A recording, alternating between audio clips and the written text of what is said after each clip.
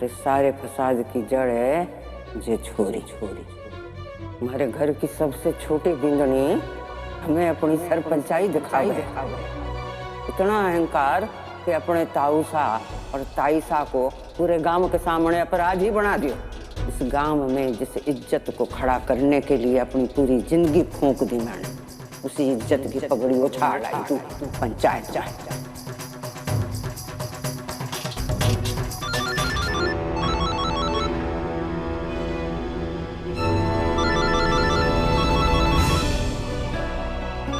तुम फिर शुरू हो गई ना आनंद। जगत से बात करने का एक और मौका मिल गया ना तुम्हें। तुम्हारी प्रॉब्लम, तुम्हारी तकलीफ मेरे पति को क्यों में जबरदस्ती घुसा रही हो? तुम एक छोटी, चालाक और स्वार्थी लड़की जिसे सिर्फ अपनी परवाह है।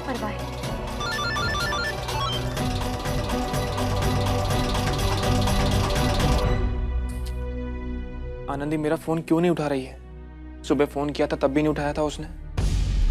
तब मुझे लगा शायद किसी काम में बिजी होगी, लेकिन अब तक कॉल बैक भी नहीं किया उसने। और अब फोन भी कट कर दिया उसने।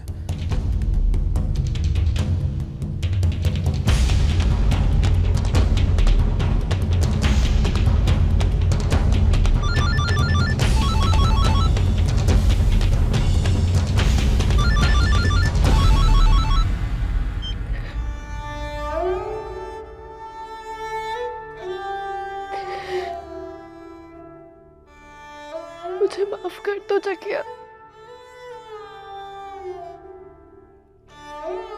इस वक्त बहुत कमजोर पड़ी हुई हूं मैं। तुमसे बात की तो अपना दर्द ना छुपा पाऊंगी।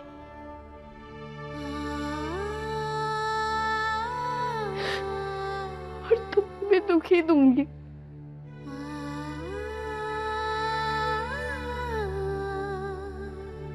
और गौरी के लिए भी। हमें एक दूसरे से बात करना बंद करना होगा।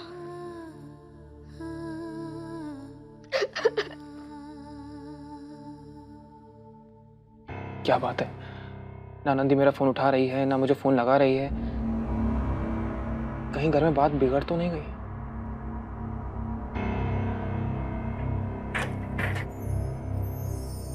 क्या हुआ? बहुत टेंशन में लग रहे हो। गौरी, वो मैं आनंदी को फोन करके घर की हालत के बारे में पूछना चाहता हूँ, लेकिन ना तो वो मेरा फोन उठा रही है, ना वापस कॉल बैक कर रही है। चिंता हो रही है मुझे, कहीं वहां कुछ उल्टा सीधा ना हो गया हो। बेचारी आनंदी, इतना सब कुछ कैसे सहा होगा उसने? पहले तो पंचायत में बैठकर अपने ही लोगों का फैसला करना, और फिर उसके बाद इतनी सारी प्रॉब्लम्स जिनका जिम्मेदार सब उसे ही ठहरा रहे हैं।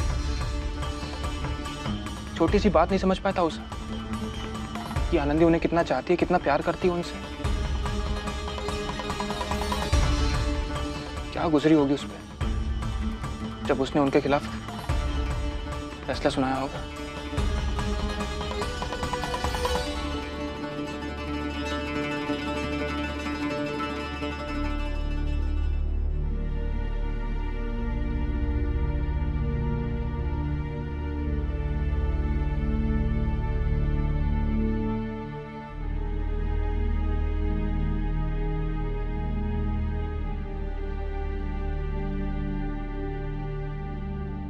जगत, अब ये ऐसी तो कोई बात नहीं ना जो इतनी आसानी से आई गई कर दी जाए। अपने ही परिवार को सबके सामने नीचा दिखाना, वो भी आनंदी जैसी इतनी समझदार लड़की। कैसे कर दिया उसने? समझ में ही नहीं आ रहा। नहीं, बुरा तो लगेगा ही ना। मुझे भी लगता अगर मेरे साथ ऐसा होता। पर इस मामले में ताउसा की गलती थी, समझी तुम? हाइपर क्यों हो रहे हो जगत? रिलैक्स। क्यों परेशान हो रहे हो? जगत, दादी सा आ गई है ना, अब उनसे ज्यादा अच्छा बुरा और कोई नहीं समझ सकता। आई एम श्योर सब ठीक हो जाएगा।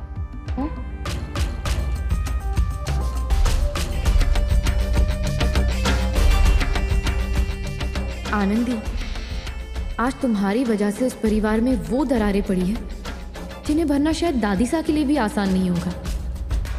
आज उस परिवार के सामने तुम्हारी असलियत आ चुकी है। वो आदर्श बहू, वो देवी, आज उस परिवार की नजरों में अपनी इज्जत खो चुकी है।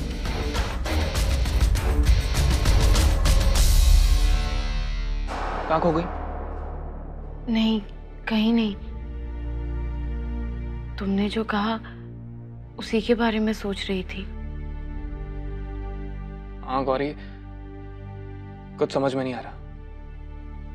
कम से कम मुझे तो बताना चाहिए ना जो हुआ, अच्छा बुरा जो भी हो।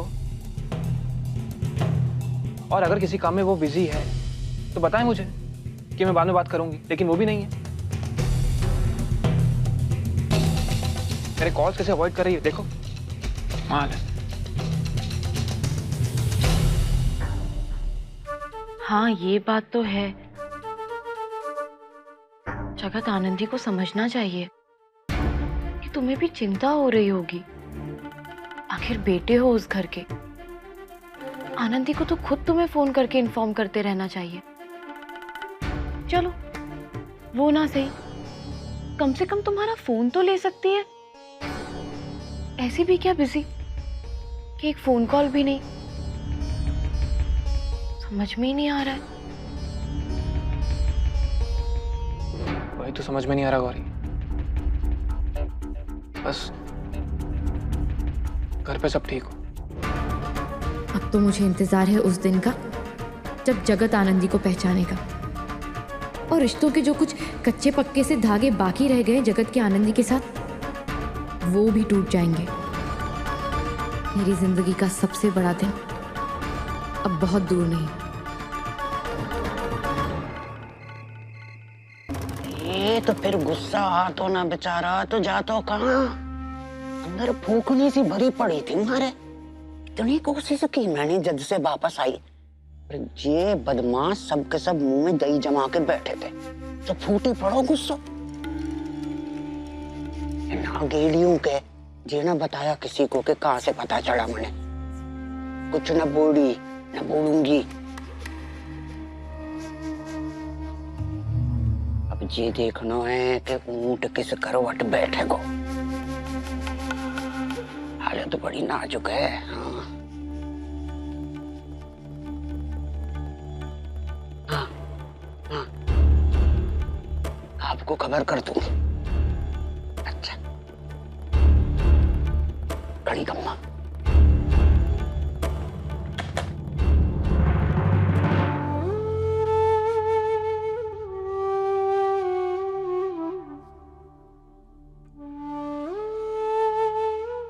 कान्हा जी, आज जिस तकलीफ से गुजर रहा है मेरा परिवार, उसकी जिम्मेदार मैं हूँ। बहुत दुख दिया है मैंने अपने घर को, मेरे अपनों को, दादी सा को।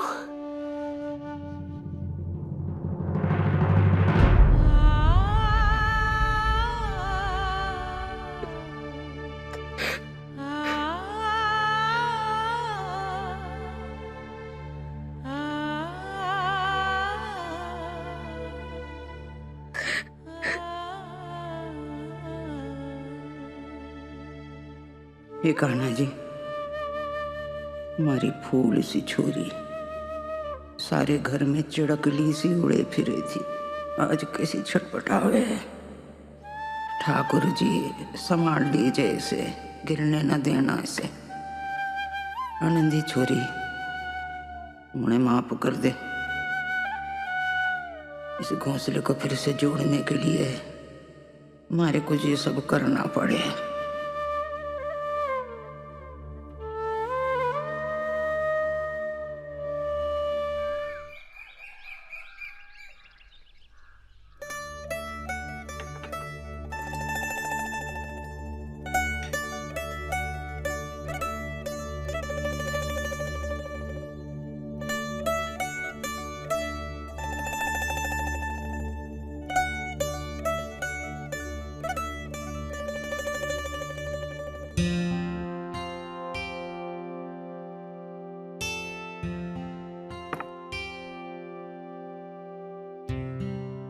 दादी सा,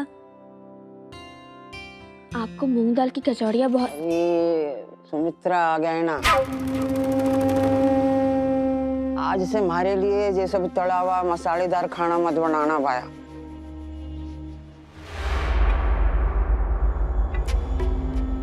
अपनी जीजी के साथ रह के मुझे जरा सादा खाने की आदत हो गई है। हाँ, इस उम्र में हजम भी जल्दी हो जावे और सेहत के लिए भी अच्छा है। ये सब तो ना उतरने वालों हमारे गड़े से अब।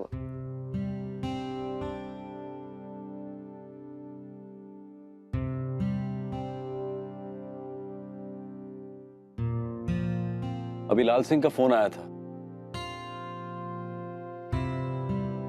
वो कह रहा था कि मुंबई में बहुत बड़ी प्रदर्शनी लगी है। नई नई दवाइयों के बारे में तो वहां बताया जाएगा, लेकिन साथ साथ वहां पर अस्पताल में काम आने वाली मशीनें भी रखी गई हैं। मशीनें हमें सस्ते दामों पर मिल सकती हैं। जितनी आधुनिक और नई मशीनें आएंगी उतना ही गांव वालों का भला होगा। 2-3 दिन तक है वो प्रदर्शनी। हाँ तो बोल दे लाल सिंह को, चला जावे मुंबई, देख लेवे सामान जो पसंद आवे, जरूरत की चीज खरीद के ले आवे। आशा, लाल सिंह तो जाने को तैयार है, लेकिन उसके साथ हमारे घर से भी तो कोई होना चाहिए ना, जो रुपए पैसों का हिसाब किताब कर सके। और अगर मशीनें महंगी हुई तो वही के वही फैसला ले सके। अब लाल सिंह तो अकेले ये सब नहीं कर सकता ना। हाँ तो तुम दोनों में से एक चला जावे। मेरा जाना तो संभव नहीं है मासा, फसलों का सौदा जो करना है। सारा का सारा अनाज बाहर पड़ा है, अगर थोड़ी सी बूंदाबांदी होगी तो पूरा अनाज बर्बाद हो जाएगा। इसलिए मेरा तो यहाँ रहना जरूरी है मासा। मासा, वो बलराम सिंह का केस, उसकी सुनवाई भी इन्हीं दिनों है। बड़ी मुश्किल से तारीख मिली अदालत से, और वो केस तो शुरू से मैं ही देख रहा हूँ। भाई साहब को उस केस के बारे में कोई जानकारी नहीं है। नहीं तो मैं चला जाता, भाई साहब देख लेते, लेकिन अब तो मेरा भी जाना नहीं हो पाएगा। वो मामला भी जितनी जल्दी निपट जावे अच्छा होगा। मासा, क्यों ना हम आनंदी को भेज दें?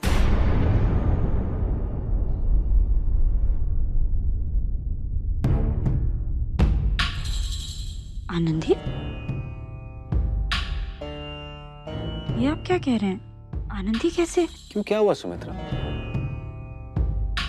आनंदी पढ़ी लिखी है, समझदार है, अपने अस्पताल की पूरी जानकारी है उसे, और फिर हिसाब किताब भी तो अच्छी तरह से देख लेती है वो। हाँ, बात तो थारी ठीक है भैरव। वैसे भी इसकी पढ़ाई लिखाई पे तो खर्चा हुआ, और अब तो पूरे गांव की सरपंच बन बैठी है। संभाल लेवेगी जे, हैं बसंत? हाँ? मुझसे क्या पूछ रही है मासा? आपको जो ठीक लगे आप कीजिए। मुझे नहीं लगता आनंदी को जाना चाहिए। आनंदी का वहां जाना सही ना है। देख सुमित्रा, ना भाई साहब जा सकते हैं ना मैं जा सकता हूं, और हमें ये मौका नहीं छोड़ना चाहिए। ये आनंदी चली जाएगी, इसमें बुराई क्या है? लेकिन बापू साहब,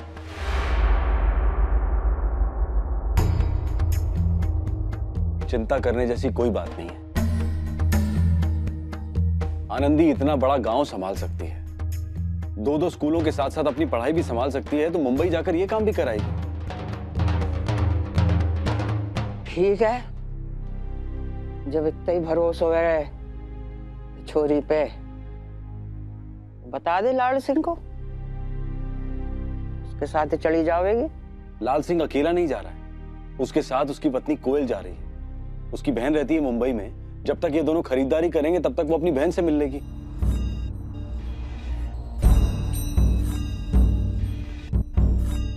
आनंदी बेटा, लाल सिंह कह रहा था कि शाम को ही निकलना होगा, तू जल्दी से जाने की तैयारी कर ले।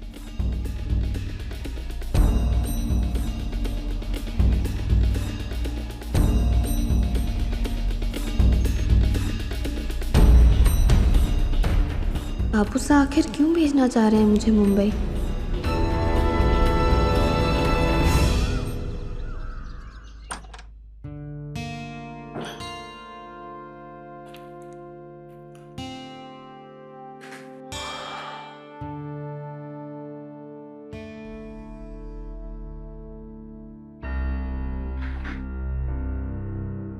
ये तो मैंने पता ही नहीं किया कि वहां घर में दादी के आने के बाद क्या हो रहा होगा। आनंदी से बात भी नहीं हुई है। ताईसा का गुस्सा कम हुआ, टेंशन खत्म हुई या नहीं, कुछ पता ही नहीं किया।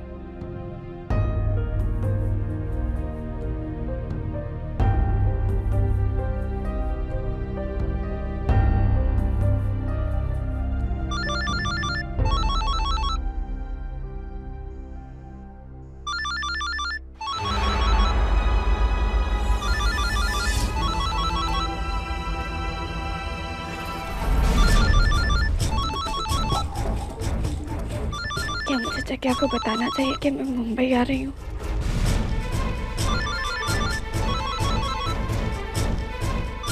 नहीं, उन्हें नहीं बताना ही ठीक होगा।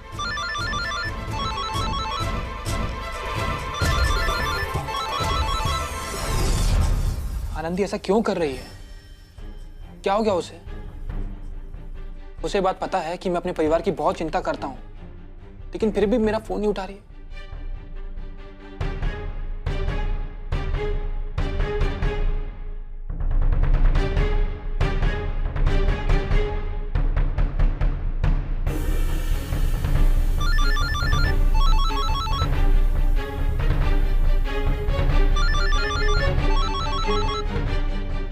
जब तक घर की खबर न मिलेगी, चिंता में बार बार फोन करते ही रहेंगे।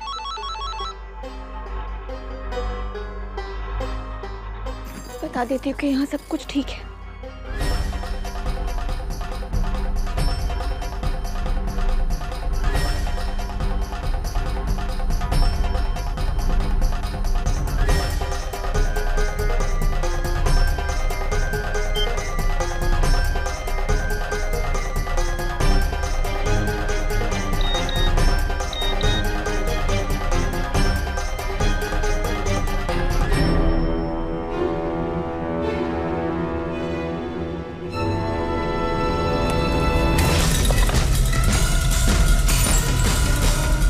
फिर से मैसेज। मेरी समझ में नहीं आ रहा कि आपने ऐसा कैसे सोच लिया। आनंदी को मुंबई भेजने का फैसला क्यों लिया है आपने? इतने दिनों से यहाँ जो कुछ भी हुआ है वो क्या कम था? और कल महासा ने भी हर बात का दोष आनंदी को ही दे दिया। आज भी मन से तैयार ना है वो आनंदी को मुंबई भेजने के लिए। तो फिर आप क्यों? सुमित्रा, तेरे सवाल का जवाब तेरी बात में ही है।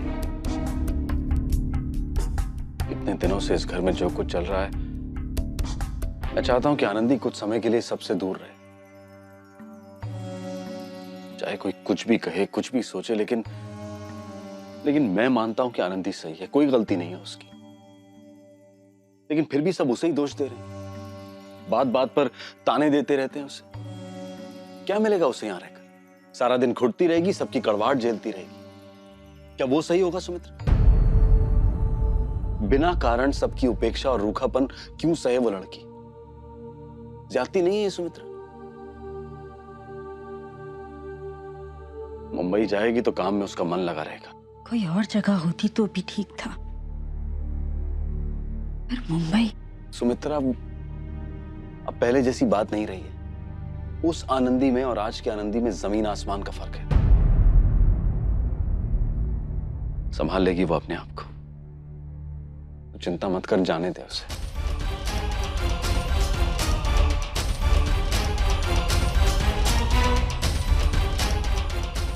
सत्य और न्याय का मार्ग अग्निपथ है। दामन बचा के चलने वालों को भी ताप तो सहना ही पड़ता है। यही तो जीवन की चुनौती है।